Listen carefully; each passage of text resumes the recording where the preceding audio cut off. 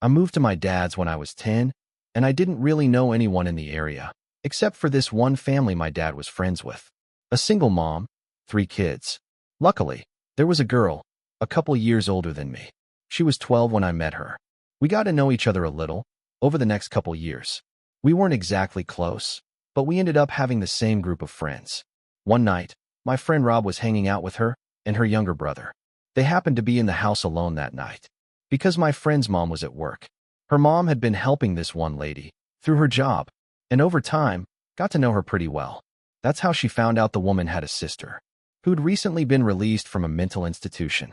The night Rob was hanging out with my friend, they heard a knock at the door. My friend thought it was just their mom, because she always knocks a certain way when she's coming in.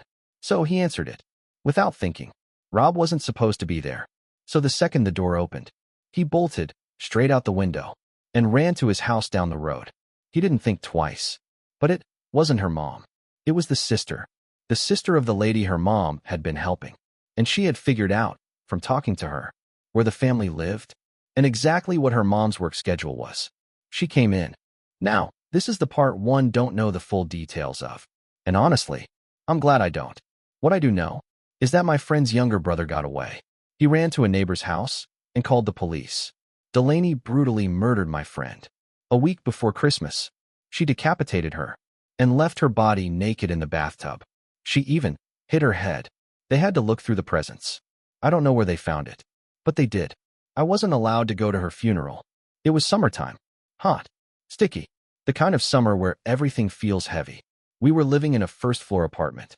And I remember, my mom had a window open in her room. It was right behind the bed, just above the headboard. I woke up in the middle of the night, sat up, and saw our cat. He was sitting in the doorframe of my mom's bedroom. Weird, because our cat, he always slept in bed with us. I watched him for a moment, and then he walked into my bedroom, let out a single meow. I turned to my mom and shook her gently to wake her. Took me maybe 3 or 4 seconds. She blinked, asked what was wrong, and we both looked back at the doorframe. There was a man, standing right by my bedroom door, slowly making his way out of the room. I still don't know how my mom did it so fast, but in one motion, she scooped me up and threw me out of the screen window. Then she climbed out right after me. We started screaming. Someone nearby heard us and called 911. The police came. They didn't find any signs of forced entry, only that the front door was unlocked, which didn't make sense. My mom swore she locked it, deadbolt and chain. A week later, she was cleaning the kitchen and opened the water heater closet. Inside was a notebook with names, drawings, a pair of gloves, some gum wrappers. The police came again. They said it was likely the man had been hiding in the apartment, just waiting until we were asleep. Tone shift, creepy, darker atmosphere. One day, I was doing laundry in the basement, and one of the lights blew out. Now, the basement split. The laundry room is on one side, and you have to walk through the other dark half to get back upstairs. The light that blew? Yeah, it was the only one on that side. I finished what I had to do, dreading the walk back. When I finally opened the door and stepped out, I got halfway through the basement, and I heard it. A cackle, like a witch, but rough, deep, like she'd smoked for 50 years. It was right behind me. I bolted, didn't even look back, ran up the stairs, and waited for my dad to get home to change the bulb. I've never heard that laugh again, and I've never told anyone in the house about it. I reached under the seat, grabbed my 9mm, chambered around. Something wasn't right. The whole scene looked too perfect, like it was staged. An ambush. Something deep in my gut screamed, "Don't trust it." I scanned the road and found a way through. If I swerved left around the man, then right around the woman, I could pass the Fiero clean and keep moving. I dropped it into first, hit the gas, hard. I stuck to the line I mapped in my head, drove past the back of the Fiero, missed both of the bodies, and kept going another couple 100 feet before slowing down. I needed to breathe, to calm my heart. But then I looked in the rearview mirror, and what I saw? The 2 bodies. They were getting up, onto their knees, and from both sides of the road, 20 or more people started pouring out of the tall grass, right where I had just driven through. My foot slammed the gas pedal down again, and I didn't let up until I hit the I-40 on-ramp. To this day, I don't know what would have happened if I had stopped or gotten out to check on them. We were night fishing on the James River, had a fire going, a few beers, just chilling. Then, out of nowhere, everyone went silent. Like someone flipped a switch. All of us, just staring across the river. It felt like something was looking back. Not someone. Something. A deep, uneasy stillness settled over us. A few of the guys laughed it off with nervous jokes. But no one was buying it. Then we heard it. A scream. Not like anything I'd ever heard. It made every hair on my body stand on end. Made my spine ache. It sounded like a wild human. Someone without language. Being gutted alive. No words. Just pain. Then, another scream. Louder. Closer. We bolted for the trucks. Grabbed whatever firearms we had. We came back to the fire. Just stood there. Eyes fixed across the river. Nothing moved. But the light from our fire shimmered against the rocks. And then, the third scream. Only this time. It wasn't across the river. It was right behind us. In the bushes. 10 feet away. We didn't even look back. We ran. Left our gear, our tackle, everything. As we hit the trucks, we heard it again. The scream. Just beyond the tree line.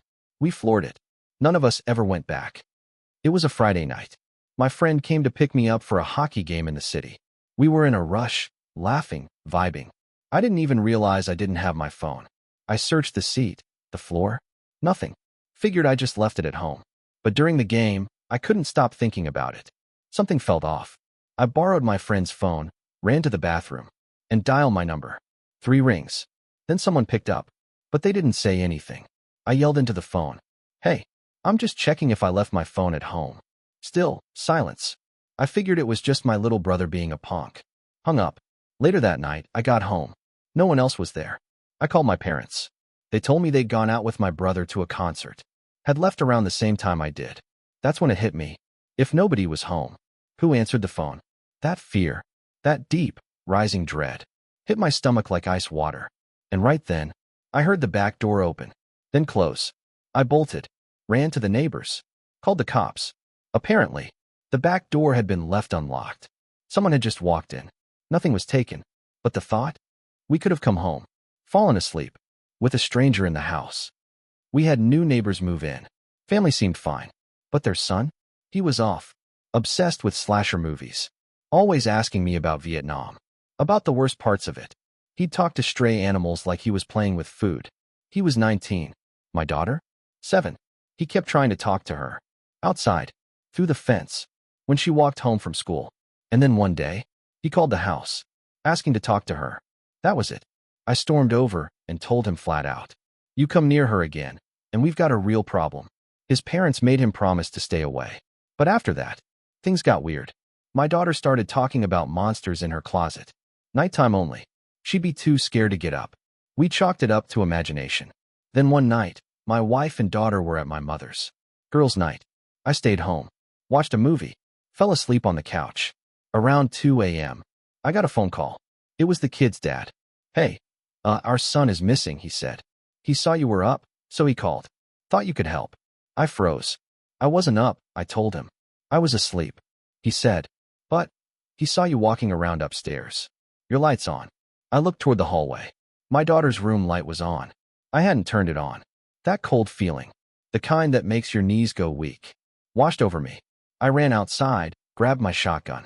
And just then, a sheriff's cruiser pulled into their driveway. I ran over and told them what was happening. I pointed to my daughter's window. There was someone inside, pacing. When the deputies went in, they found him, the neighbor's son, waiting, in my daughter's room. He'd made a little setup inside her closet. Said he liked to watch her sleep. In the moonlight,